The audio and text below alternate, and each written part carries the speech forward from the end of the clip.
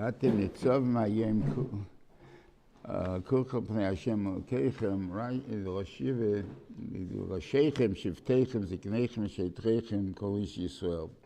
So Rashi says, what's Rasheichem?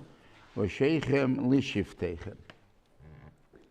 In other words, Rasheichem, in other words, you're saying everybody's there, so what do you got to tell me Rasheichem? So I tell you, the leaders of your Shvatim were there and the Shvatim were there. So. But that's not what it says. So Shiva Zatzal used to learn them. So a big Yisoid, the Shiva was built on that Yisoid and everything else. That in how to be machshiv a person, there's people that are machshiv people, they have good heads, right? And good head is, Kenzana Godel, Kenzana what he called. He was very scared of good heads.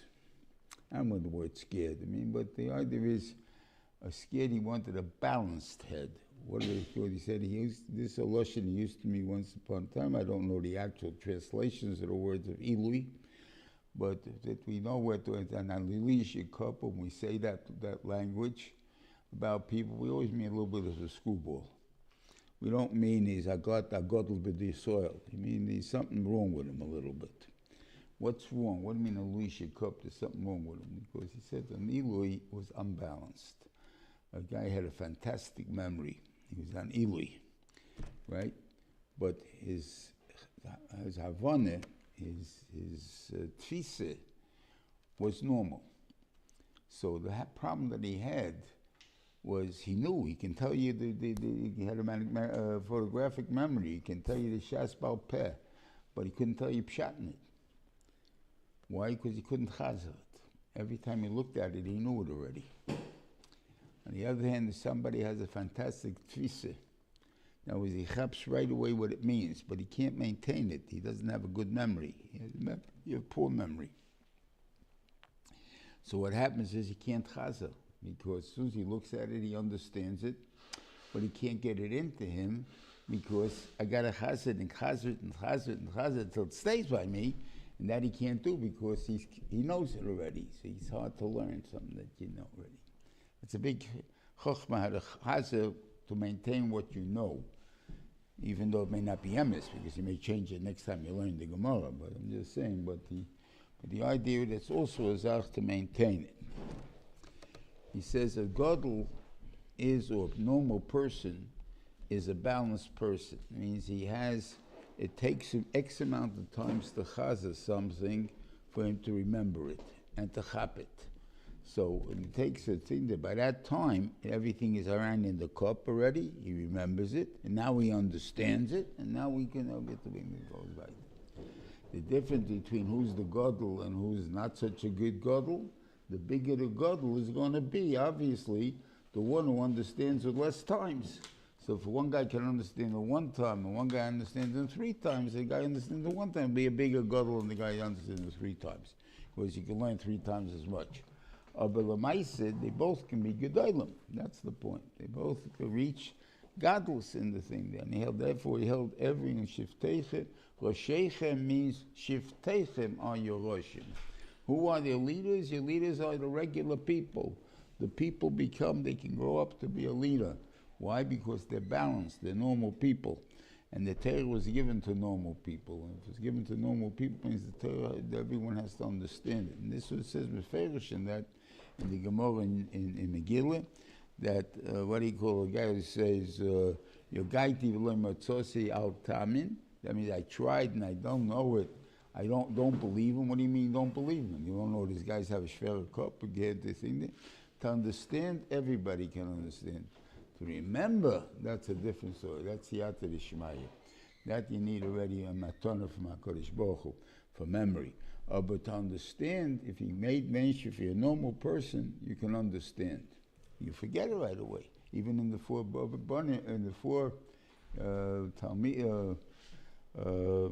Talmidim, whatever it is, the Loshen and Pikiyavis, the 4 of them is what he called. So the one that's like a pipe that goes in and out, right? Abafal Pikain, These are Talmud. These are guys, it went in, but it went out. No, they understood it. It's not that they didn't understand, didn't go in. It went in, but it went out. And those are everybody has that keach. Okay. And then also Rashi says another thing, a big thing over here, that he says, Yom Hazeh, sorry. Yeah. The davar atem nitzavim lefi nitzavim lefi sho yisrael yotzim meparnas. No, sorry, skip that one.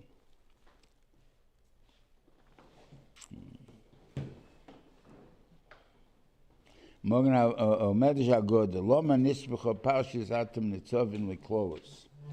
Lefi Shamu Yisrael Meir Klolos Chosa Shtayim here, and he also held the Chukaisai. So they became green, right? Horiku Paneihem, Ramu Miyuchel Lamed, who's able to take the Torah? I mean, this is, look at how terrible the Klolos are, and you give me such a big Torah and everything else, so all of a sudden, it's impossible. So, how can we be Yidden? How can we be anything? It's Yish Hadas immediately. So he says, remember, you're all fine, you're all doing okay. Obviously, the Benishim says, you do good, you try to do good, I'll take care of you. I'll help you do good. And they'll say Hashem, and that's called good doing good. Okay?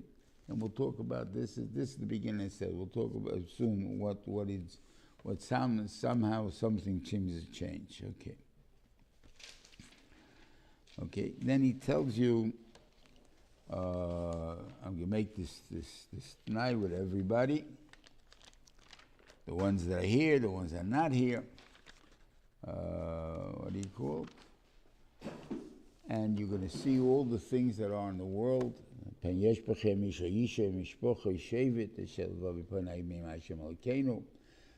already turning away from God. When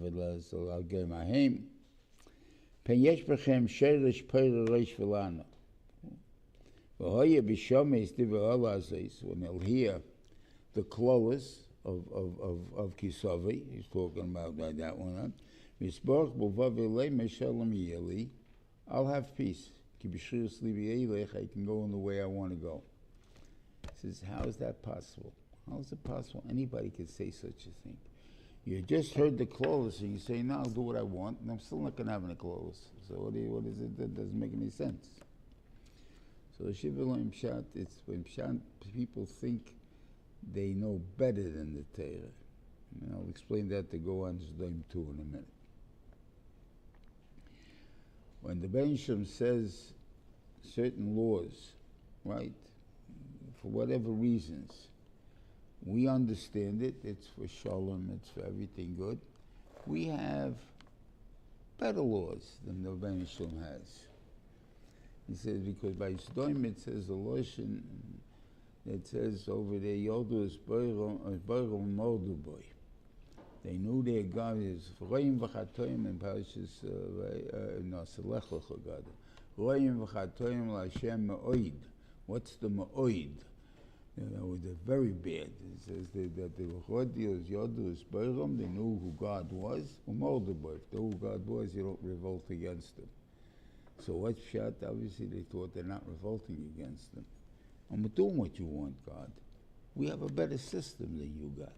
You wrote a Torah, but we have artificial intelligence. We don't have any more normal intelligence and this thing. So we have a little bit better dust than you have. That's what they came along with. I don't know. Okay. We'll see what I mean in that in a minute. Maybe by Sdoim it's easy to put it out. I can put it out even over here in the thing. Which what are the three aveiches? The three the most says in the what he called the Tzvei Sorovis Hatzmeir are three aveiches. We'll talk about one of them really. The three are marrying a young girl to an old man, or an old or young a boy to a old lady, or to be marza and aveda to a goy. Now, Marz Aved Goy, like, why not? You know, he has a mitzvah to Hashavas Aveda, right? Is there such a mitzvah as Hashavas Aveda by a Goy? And why not? Okay, it's the point that we have to, let's see the Torah first, okay? The din is, normally, when I give you ownership of an item, what do you have? You have possession of it, right? You lose possession, you lose a different chelik of ownership. But in the idea is you can't do what you want with it anymore. If it says that if a guy steals something from a yid, neither one can be magdishit. This one, it's not his, the ganef. And he doesn't have possession of it.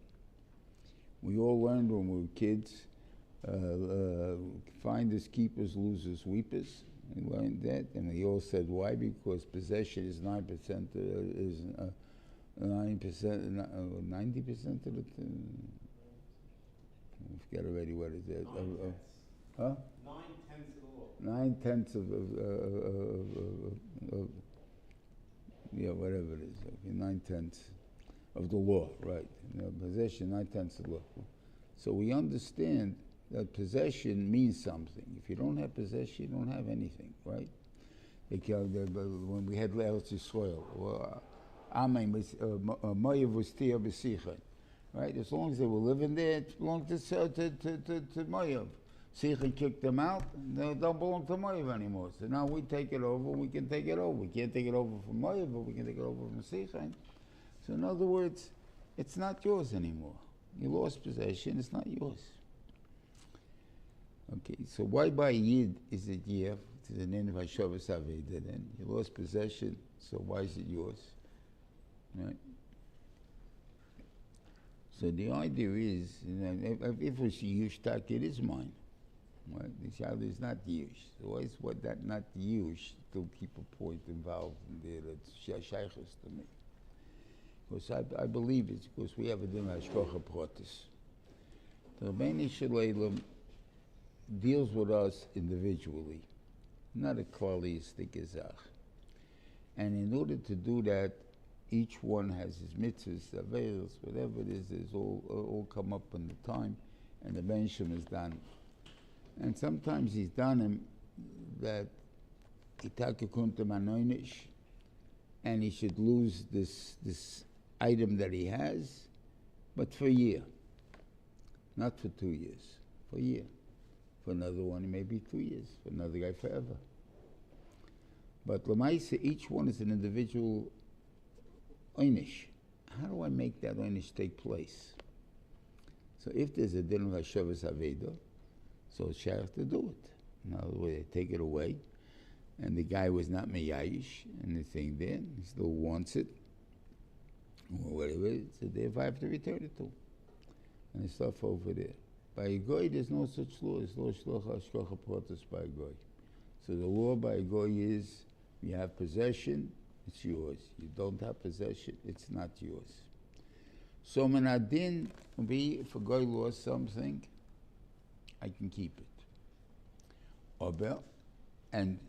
Abel, why do I want to return it? And now, so we have two types of people. One guy says, oh, there's din of Hashavas Aveda, so that means it's still the person's. So what's the difference, a yid or a goy? It's all the same thing. So if I have to return it to a yid, I got to return it to a goy. That will call him a very fair man, right? And stuff like that. But he's telling me I'm fairer than the Torah. The Torah says no.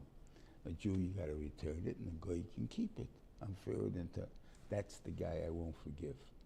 You're not fairer than the Torah. Nobody can be fairer than the Torah. You have to understand what the Torah says, and we'll see in a minute what we're talking about. But you can't do. On the other hand, there's the other people that say, oh, the Bible says you have to return Hashavas Aveda. It doesn't say anywhere, even though it does say your brother in the Torah, but they don't learn the type brother. Brother means brother. You know, hi brother. You know, whatever it is, you know, anybody's my brother. So if that's the case, so I got to return it to a goy too, right? So, and we find Meissen that yeshiva guys return things to a goy And it was written up in the paper, written, I assume there was a Kiddush Hashem by that honesty, they show the honesty of the Yeshiva, and that's a wonderful thing. You want to make a Kiddush Hashem, I'm with you 100%. And you make it for that Kiddush Hashem you're going to make, the Ben should make you so much more bracha than the actual stuff that you found.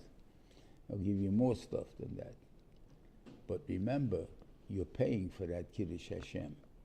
Whatever you found, whatever that value was, $1,000, $2,000, $1 million, it doesn't make a difference. You're returning it, you're paying for it. It's really yours.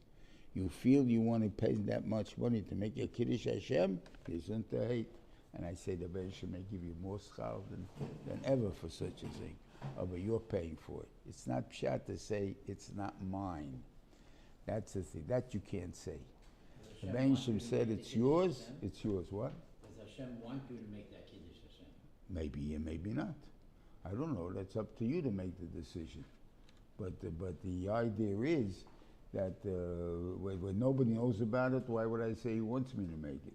They're saying that any good things happen because of the Kiddush Hashem? They say Jews because of it? I don't know of anything like that. So I don't know if it was a case of Zach or not. But Lamai said, nice piece of paper, and I can hang it up on my wall. It's very nice. Okay, see, we're honest. So we'll kill you because you're honest. Who cares? Why we killing you doesn't make a difference to us. So the Shad, but you remember, is you're not saying it's not mine. That's the point. It's mine, but I feel it's kedai to give it away to make a Kiddush Hashem. On the other hand, if I say it's not mine, then I'm saying I'm fairer than the Torah. The Torah said you can keep it, and I'm saying no, that's not really right. It goes a person should be returned to and stuff. You form it on the Torah, you stone. Now what are we talking about in that?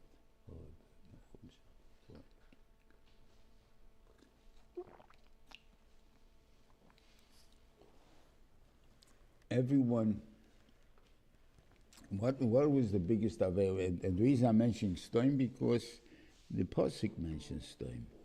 When this person who says this, I'm returning to a thing, the Rebbeinu Hashem is going to bring on him all. Rebbeinu Hashem won't forgive him for such an avail.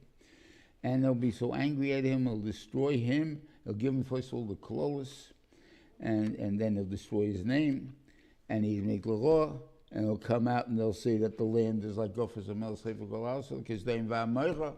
So he mentioned the Torah is mentioning Sdem and Amoira over here. In other words, why did Taka mention destroy Sdem and Amoira? Sdem and Amoira were 5 hick towns. A little bigger than a hick town, but that's about it. I mean, they were 5 towns. That's it, they were. They weren't the world, they weren't a country, they weren't anything. They were all in Yam HaMelech area. That's all they were. That's it, a little area over there. Okay? There are 5 cities. Okay, they were so bad that the Rebbeinu Hashem personally had to go and destroy them. You find that a lot of evil in the world, and the Rebbeinu Hashem doesn't let it go. Why is he letting it go? Right? The Rebbeinu Hashem doesn't let anything go. I mean, you all know that. I'm just saying, but it seemed they let it go. Hitler, Yimach Shemai, till he was wiped out, there were many years of glory that he had. Right? Started from when he started, 33. Whenever he started until the end of 45, and they say that's 12 years. You know, in those 12 years, there was a lot of glory. There was a lot of misery in the end. But in the early years, there was glory. They were taking over the world. They were taking over everything else there. Deutschland über alles was a thing that they were spreading and speaking, and the marches and the things, and everybody was going, everyone and things. Even in our country, we had people that backed them. But in the end, they got destroyed. So I said, this is pshat. Bad that the world recognizes as evil, the Rebbeinu Hashem has uses for. He uses them to do whatever he wants them to do, and then he has them destroyed. but they get destroyed in the normal course of the world. And like the Hitler, Yamach Shema. On the other hand, Zdoim is a country that people think is a good thing. And that's why you had to say, now you say, why should anyone think Zdoim was a good thing? What did Zdoim ever do that's good? What seems to be good? So let's start analyze a couple of points of Zdoim. One of the things which I think is the biggest avla, which it seems it's brought down, is that, and I think when we were learned in kindergarten, there was the story that everybody remembers. When a guest came to Zdoim, they laid him down on this bed, and if he was too big, they chopped off his feet. And if he was too short, they stretched him.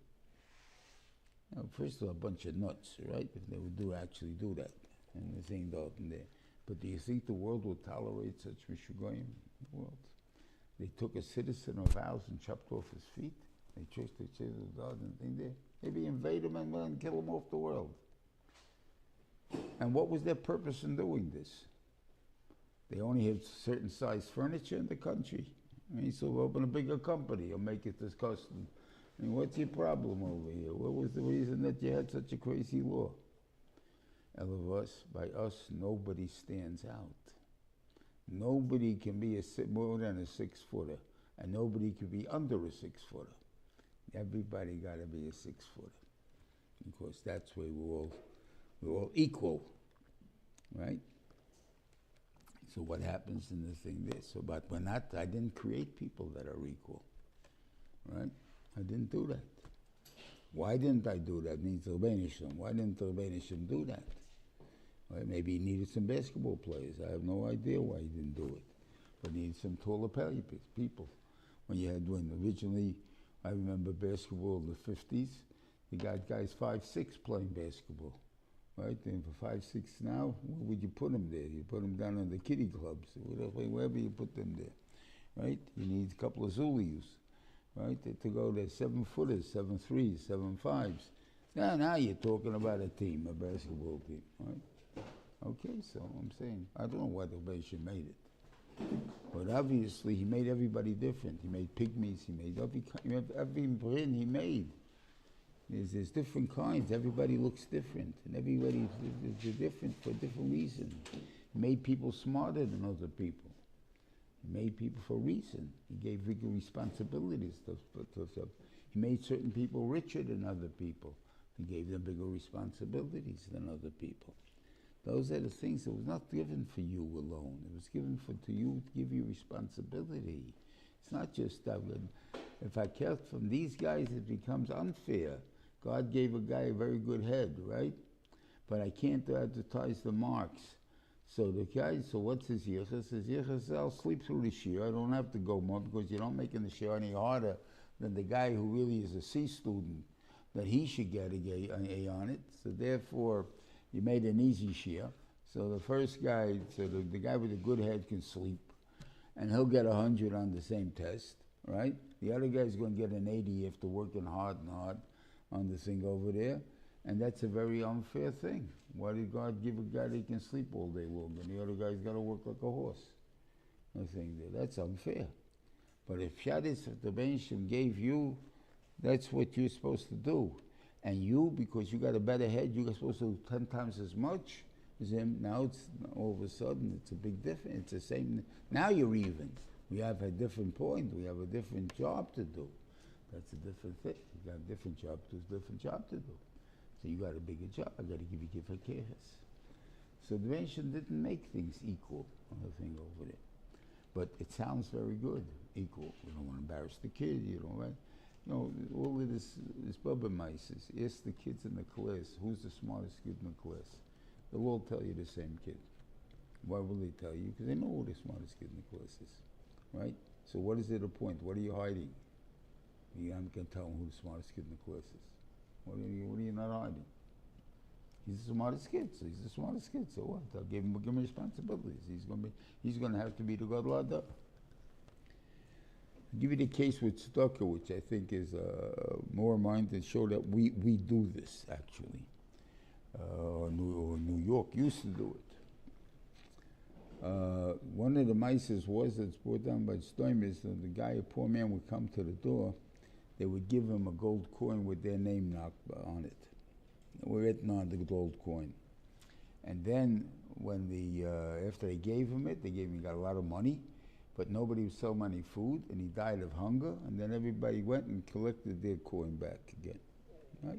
Because that's why they identified it by their name on it. Okay, it's a nice story, a cute story, but being a guy, a cheapskate, I see this. It doesn't make sense. The story. Why?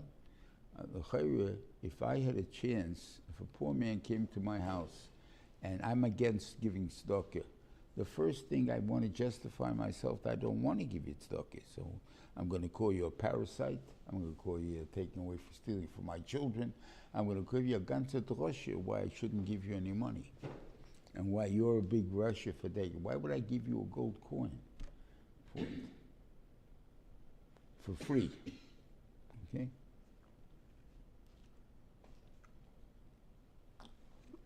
So I believe they really believed in tzedakah. This story at this time anyway. Because there's other stories which have nobody understood. They believed in tzedakah. But what's the din of tzedakah according to the Torah? The Torah is dei machsorei. Whatever he's missing, you're mechuyev to give him. A person comes to you 12 o'clock at night, and now I don't think we'd open the door anymore. But once upon a time, we did open the door at 12 o'clock at night. And a person's passing through, and he says, I'm hungry. Right? What would you do? You'd have to make him supper. You have to give him food.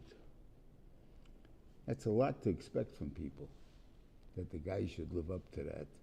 That, in other words, get out of bed, wake up in the middle of the night, get up and make the guy food, and maybe even sit with the guy for a few minutes. And sometimes they shouldn't feel like, what do you call it?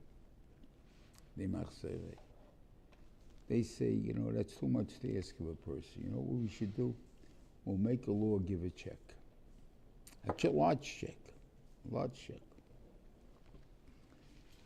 But the problem, and it works very nicely, people will love you. You give them checks, it's not even a big tichet, they carry the piece of paper. And if you gave them a home meal, they have to lug it around with them all the time, right? This thing is fantastic. I'll go into a restaurant. Very nice, as long as the restaurants are open. The restaurant is closed, what are they going to do? The paper they can't eat. It's paper. It's worthless. What are they going to do? Okay. So that's what the Torah says. Dei machsorei, you're supposed to give to make sure he gets what he needs, not the means to get what he needs, because the means may never be able to be used. And therefore here, the means are not to use. If the bank, if it's at night, and the bank says, or it's a weekend, and all the stores are closed, what's going to help me? All the money in the world. I can't cash the check if it's in the bank. Banks are closed. I can't do anything with the money. Years ago, I mean, I think it's probably still in effect, the law, but I haven't heard about it in years. There was the union of welfare hotels. And a person would pay with, I think it was 4 people for $100 a night for a room. Okay, so a lot of people got into this business. And the city was paying good money for things. Now, the city gave also a food allowance. Now, why food allowance? Because these hotels were fire traps. They were dumps. And you couldn't cook in them. And actually, who the people living in this thing there? The dope addicts, the Zionists, the lobby is full of this stuff. You're living with your 4 little kinderlach up in a little room trying to keep them away from that lobby. And now we have to eat. So we can't cook in our rooms. So we have to go out to McDonald's and eat. I'm talking about not necessarily for kosher people. Okay, so went to McDonald's. McDonald's $1. The cheapest meal is $1 a meal at that time. Okay, so they did $1 a meal. So it's for 4 people, it's $4. 3 times a day, it's $12 a day, right? $12 a day, it's after 20 days you're broke from the food allowance that they gave you.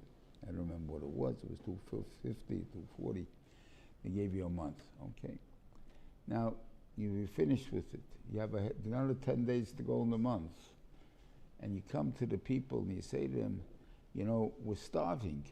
We need some food. The guy, the bureaucrat says, starving? You know how much the city paid for you? They paid $36,500 for the apartment, for the room in this hotel that you have. We've given you a food allowance for all this thing. We'll probably even give you a clothing allowance. You know, and you still can't make it? You know, if you'd make $20,000 on the street, you'd be making it. So why don't you just give me $20,000, let me go, we'll live where I want to live. But that we don't do. We can't do that. Can't do that, so what do? You make me starve. So the idea is you didn't do anything good. You only made it sound like it's good, but you didn't. You patted off the people you feel that they can say, oh, I'm a big charitable person, but nobody lives because of my charity. It's not, that doesn't make a guarantee that anybody's going to live because of my charity. That's the problem of Sdoim and the thing over there. And in Emerson, I tightened up that the thing, which is one thing that wasn't gechepet in this, all the civil rights that were going on now, and all the good knocking off Washington, and all the founders of America as being Grshoyim and everything else is all very wonderful. But Lincoln, he's still the good because he made the proclamation, Emancipation Proclamation, I think it is. Right? So it's and I agree, it was a great thing. But what do they think it means? It means, oh, he was anti-slavery, he was a thing, and he did this. Okay? I'm imagining now what took place at the time of the Emancipation Proclamation. It came and he made Xera on this and this date and this time. All slaves in the southern states are free. Only in the southern states, by the way. It was a ploy of war, not necessarily anti, but we'll take it as an anti-slavery act. He couldn't do it in the north because then they'd depose him. So therefore, obviously, he had to do it slowly. So he did it with it. Very nice. When everybody heard this, they all came that time, they threw up their shovels. Well, we're free, we're free. Everyone's, they danced around dancing. Well, what else should we do now? Let's go play some ball, let's do this. It doesn't make a difference. Whatever it is, they spend the day out on the outdoors, and they come back at 1 o'clock, and they're coming back for lunch. That's what they come back for. 1 o'clock is lunchtime. The owner asked him, what are you doing here? He says, we came for lunch. You don't work for me anymore. I don't have to feed you lunch. But what are we going to do? We have no food.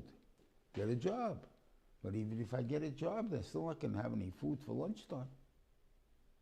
So what am I supposed to do? So we have to steal. You have a person, he's starving, you got to feed him. If you don't feed him, he's going to steal, and he has to steal. May not even be an Avera. So they steal. So what do? You created crooks. What does it say in the Torah you do when you free a slave? You give him hanocha, right? You give him certain amount of money, stuff like that. When you fire somebody now, you got to give him 2 days severance, 2 weeks severance pay. Why? Because he has to eat. He can't leave him starving, because then you haven't accomplished anything. You just made a problem. And they didn't figure out the answer for that. So they made a problem, Lincoln. But the idea is, the problem for whatever it is developed over time into whatever it is, or they stole whatever they did during that time, or they took over the country, and whatever it is in that time, until the states were readmitted and whatever it is. So that's the problem with Zdoim. It sounds good, it sounds terrific, but Lamaisa, it doesn't mean anything. You're not doing anything, you're not accomplishing anything. And that's the bad, but people will hop onto it, whatever it is. And the same thing comes, some people accuse the Torah Chas v'Chalula of being pro-man, anti-woman. And you see the bracha Shleisani Isha, and by the other one Shleisani Kyotzonai. Right? You don't say Shleisani Ish, right? because it goes according to mitzvahs, that's all. This I learned from my granddaughter. A story. I didn't understand why is a woman put there for mitzvahs that have to do with time. What difference does it make time? You can do it. There's plenty of time to do this mitzvah. You got 2 hours, 3 hours to do the mitzvah. Plenty of time to do the mitzvah. So why did he put there from it? So my granddaughter was 2 years old. It was Rosh Hashanah. And she was by her mother. And she's pulling on her skirt. She needed something. It's a language manessa, especially Musaf. And she's davening, right? In his home. And when she finishes, she apologizes to her daughter. That, I'm sorry, I was davening to Hashem, and I couldn't handle it, I couldn't talk, I couldn't do what you needed. And she said to her, this 2-year-old kid said, God made you a mommy, and I needed a mommy, and you weren't there. Now you know why a woman is put for mitzvah tluy b'zmaneh. Because this time I can't be there. And my more important part maybe to make me a mommy, and I got to be there. It's not anti-anything. Not making you because we don't think much of women and stuff like that. God is not a man, is not a woman. And therefore, it's not a thing of anything, one or the other. Okay. So we have to understand that this is the things what Stoim try to take it as you're bigoted, you're anti, we're going to make it straightened out. And instead of looking into what the Kavanas HaKadosh Baruch Hu are, and what he did and how he made things and so on, and why he made things, they didn't do that. And therefore they messed up the Torah. And the Torah, the way they would have it, would have people die in it. Not everybody, but people will die. And that's then it's not the din of Torah. Okay. Anyway, he goes weiter and weiter to destroy these people. And it says an interesting thing.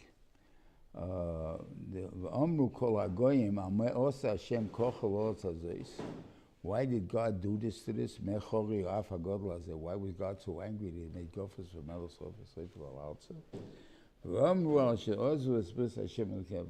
Who's saying this? It says,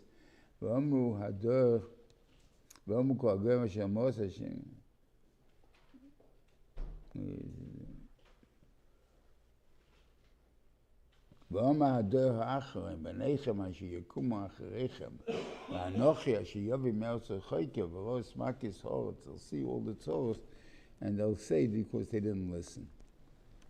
Why only the children from the Dor Achron? Why not the people themselves say, we're having all these souls because we didn't listen to God? Because the people themselves made so many things that they felt that listening to God, because they're self-covered, couldn't make and admit that they're not. I'll give you a mashal, which is not obviously with religion, but let's say when they had, subway crime was a big zach, like many years ago. Now I think it's a big thing again, but and people stopped going with the subway. You'll ask a person, how you going? I'm going to take a taxi. Taxi costs so much money. Once you get on the subway, not going to say I'm afraid to get on the subway. I don't travel with the subway. I want my car. I want to go when I want to go. I want to this. I don't do anything. Once you say I'm afraid to go on the subway, I don't admit that. Once when people will break into people's houses, so what do? They put bars on the windows, right? So what happened? You're living in the cage. You're in prison. The cooks are working in the street, and you're in the house. I'm protected from them. I'm in a cage. They can't get into here because there's bars on my windows. I would think that's a jail, not a house, right? But I'm not going to say that, right? I like the design, I like this. I go with when I take the Derech HaKalkalos, which is in Shil's Dvoicha, they went a long way Well, we call it the tourist route, the scenic route. We don't go anymore with the Stam Derech, the fastest route. We go the scenic route. We went out to see what's thing there. No, I'm scared. I don't say that. I can't live that way. If I'd have to live saying I'm scared all the time, I can't live. If I'm hungry all the time, I can't live. If every time I'm against God, I can't live. It's a thing there, so I have to justify things in my mind. And the Rebbeinu Shem says, you know how we're going to solve this? Because then what he put on us, we said to before when he started the Seder, that the Rebbeinu Shem made us, that everybody was green, in other words, they were sick from hearing the Teichach, right? So therefore, he said, don't worry, you're okay. And then he says, I'm going to give you Alvos. Not only the Averis, your Averis you're responsible for your friend's Averis too. What are you, crazy? Now I feel better? I feel sicker than I ever felt before by telling me that. No. So I say that what the Rebbeinu Shem is telling you a defense. How can you protect yourself? We all know that the world runs with a silent majority and a vocal minority. That's the way it works. Because both the majority are too lazy to do things. They have a majority. It'll never happen. It won't get to that point. We don't have to worry. I'm not talking about Hitler. I'm not talking about this was said by them. I'm talking about every little thing that existed. It won't happen. Don't have to worry. You don't have to worry. Then it did happen. Why did it happen? Because the minority doesn't give up. It keeps bringing up the same bill time after time after time. And it gets defeated. But every time the number gets less until they become the majority. That's the point. Okay? We've had it just now with the Supreme Court on the thing that whether it was on abortion, whether it was on affirmative action, and the thing over there, all of a sudden now they're thinking over, hey, it's not right. What about when it became law? How did it become law? How did it happen? It took many years before they became law. But because everyone thought, I'm trying to do a good thing, and whatever it is there, when it finally became a good thing. Right? But now it's not a good thing. They realize it's not a good thing. So if I make you responsible for your friends, so therefore you'll be a vocal majority, then there won't ever happen the vocal minority will never win. The only reason it wins is because it's a silent majority, but it's a vocal majority. Say what you mean. Say what with your values. Teach your values. Teach your children your values. State them in the things when you see things that are not going according to the way they should be, or then you have to mention it. And by doing that, it'll keep the other ones down. But once I don't defend it, I don't have to defend it because no one's going to attack it, and then we have the biggest problems.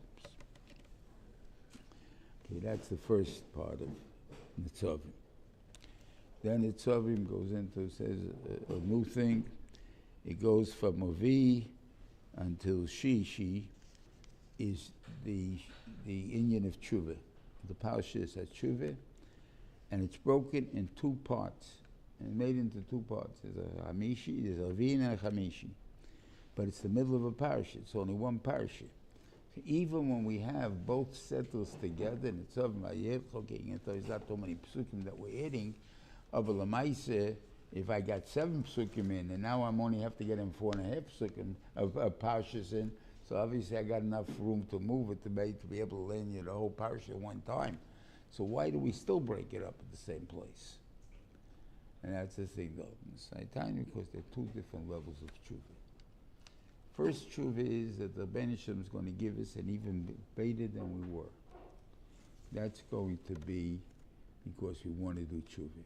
Somewhere along the line, if we're kids, in the normal case, we didn't do anything bad yet, we're living in a good world, they keep getting worse and worse and worse. The Rebbeinu Shem doesn't pay that much if you keep the balance yet. You didn't go all the way down. But if you hit the bottom and you want to go up, and you commit yourself to go up, but you don't know how to go up, then the Bet Shul will give you bracha, more bracha than it's shaykh to have than your parents ever had. And that's what we did. And that goes the first, that's Tzul Chamishi. That you should know. That's the first thing I'm going to do for you, is I'm going to return you to Eretz Yisrael, and I'm going to make you bigger than you could have been before. But you still don't know what to do. You still don't know the thing there. When will I make you with all the things? When he gives you the second half of the brachas, which are tremendous brachas, from Hamishi to Shishi, is when now you're going to relearn the Torah and do what the Torah tells me to do, not what I want to do. Till then, they told you I want to do because I see it's not going. So I want to do tshuva, but I don't know what to do tshuva. So do tshuva. I can make that commitment. I'm doing tshuva. Now I'm learning to know what to do, how to do, what to do. Now you're doing. Now I'm going to give you all the blessings that you have to have. That's the second half of tshuva. And therefore, those are two steps that we can't separate.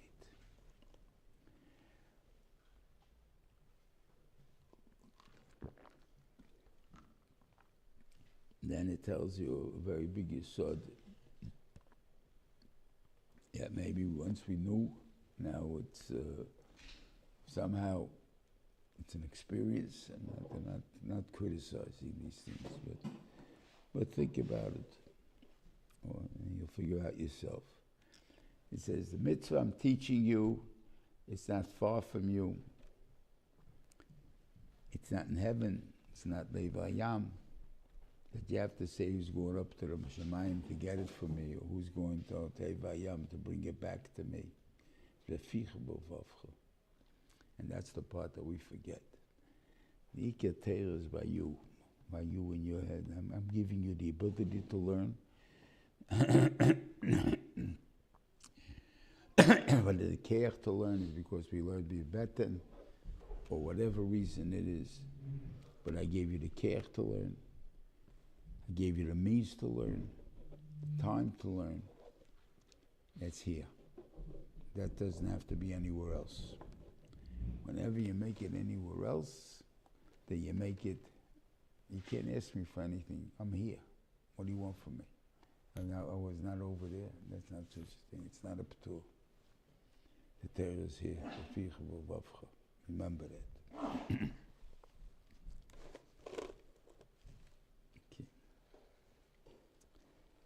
Then, we still have a few minutes here.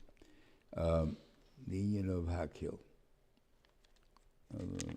Shiva learned Hakil, a very interesting thing. There's a Gemara Chagikya that says, Vilezman Chisme, who else came? Another one came to Rabbi Yeshua, and they came to do a Talmidim, and they wanted to learn from him. Rabbi Yeshua was an old man already. He didn't go to the yeshiva anymore, the Yavne. So he asked them, so they came to learn. He says, what did you hear in the Beis Medrash? What Chidush of you guys? He said, well, tell me that we came to hear from you. Not anything. He said, yeah, I thought Pekain and Beis Medrash, but Chidush. He said, you had to have had something new. And then he asked them, whose week was it? And they say it was Elizabeth Azariah's. There was a time already when they split the Nesias between Gamliel and Elizabeth Azariah. And what did he darshan? He said he was darshaning the Parshas of Hakil. And it says, by Hakil Adin, that what are you supposed to do? Anoshim, you host the Hakil Sahom, Anoshim, Ataf. You have to take the men, the women, and the children. So it says, why do you take the men? The men, they have to learn. Anoshim, why do you take the women? The women, because they should hear. And the taf, why do you take the children? To give schar to the ones who bring them. So he jumped up and he says, this Margolius, this jewel you wanted to hide from me, and stuff like this, the door that Belazim Azariah is in, it can't be a door Yosem. There was such profound words that he said. What was profound? Of course, if you got a mitzvah, you're going to get schar for it. I mean, what's so profound about it? See, he said, this is pshat. He says, more mitzvahs, we don't necessarily give a reason why we do the mitzvah. Talmud Torah, somehow we all decide the reason we have to learn Torah is to know Torah. Right? And we agree that you should know Torah, yes, that's true. But that's not the only mitzvah of Talmud Torah. Talmud Torah is to learn Torah. Okay? Well, I mentioned before about the pipe, the in and out.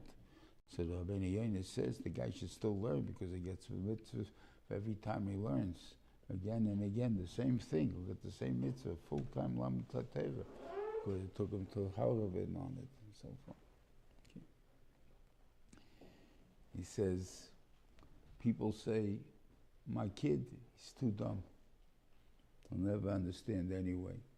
So what point will take him to yeshiva for? Obviously, he said this in the time when the yeshivas were empty. But it was emes, it's emes now to a certain extent. What's no point of taking my kid? My kid is too weak. You got to take a double program. You can't take a Jewish and English program. You know, it's a double program. I can't do it. And he keeps going weiter, whatever the excuses are. Okay. So the Rebbeinu says to him, no, they have noishim is to learn, the noishim. And the children, you got to bring them to yeshiva, and the reason you're bringing them is not because they have to learn Torah. The reason you bring them is because you're going to get schar for bringing them. That's it. No other knowledge from it. And then you'll bring them, you'll find out they're not so sick, and they're not so dumb, and they're not so anything. So that was a point. It was a good point they said at that time. Probably a good point now, too, if you think about it. Then understand one more thing about the Yinya here, which is the Akdama Ta'azinu, and it says, let me start. No, it says like this.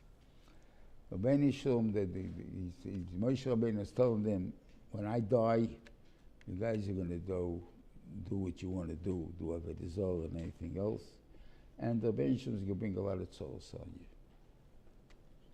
Right? And you're going to say what it is, because God is not among us. That's why I have these bad things. And therefore you want to do tshuva. I will hide my face from you. No, I won't let you do tshuva. I'll call Rosh because you do all the better things. And now write the thing. So what happened? What happens to us? We get destroyed? Is that what happens? That's the point you're telling us? Now Kiswa says, why? Saitana means this. The Gemara is Esther Menatera Menayin. How do we know Esther? And this postic Asta Ponai. Sounds like Esther, but what's it got to do with Esther, right? It says like because the time of Purim was a time of Hester Ponim. The Jews were downtrodden. They were ready to wipe us out in 1 minute. Didn't make a difference to them. The world didn't care one way or the other. They're ready to wipe us out, right? But what happened? We were saved. So it's not really a proof to us, right? Here he's saying, I'm hiding my face, I won't save you, right? And there I saved you. So what are you saying to save you? No. That's not what he says. He says, what you made is a toy, say. This is what I think it means. Well, you guys said, why is God not here? He's over there, he's not among us, right? So to you, God's over there. God's never over there. God is here. You're missing, not God. That's the problem that we're missing. We think we have to bring God here. God is here all the time. Just recognize it. You don't want to recognize it, then I'll give you the answer. You recognize it. You saw God even when it doesn't look like we can see Him. Now I'll save you. That's the point. So by Esther, that's what happened. That they came, these scholars that they saw, They saw the Rebbeinu Shem even hest upon it. They saw the Rebbeinu Shem. So therefore I saved you. Aber in the case of what he called, though, in what he's talking about, is I'm still looking for God to bring him here. He ain't coming here. He's here. So therefore, there's at that time you're missing the boat. I'm not saving you yet. Hasta panem ezehi. And therefore, it's writing the Shira to remember that it's not the Rebbeinu Shalom that's doing anything wrong. It's you guys that are marachik the Rebbeinu Shalom. And that's what the whole point of Hazinu is. All about that. And we'll talk about Mirza Hashem. Self-made Tshuva, we still be, next week there won't be any Shiur, but I assume that the week afterwards there will be Mirza Hashem. Guten Shabbos, Gut Yor, Aksivach, Simet Teve, everybody should have a gesunde Yor, Yor Parnosse Teve, gesund, Richas Yom and Nachas für die Kinder.